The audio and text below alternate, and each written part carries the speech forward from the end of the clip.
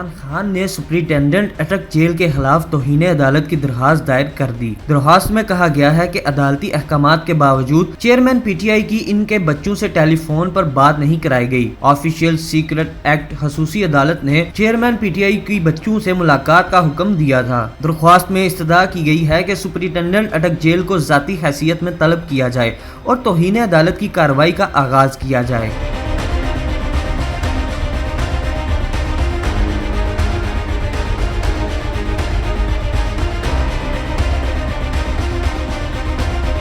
درخواست میں کہا گیا ہے کہ چیئرمین پی ٹی آئی کی بچوں سے ٹیلی فون واٹس ایپ کے ذریعے بات کرانے کا حکم دیا جائے۔ درخواست میں عدالت کو بتایا گیا کہ سپرنٹینڈنٹ اٹک جیل نے کہا کہ ملزم آفیشیل سیکرٹ ایکٹ کے تحت گرفتار ہیں، اس لیے ٹیلی فون یا واٹس ایپ پر بات نہیں کروائی جا سکتی۔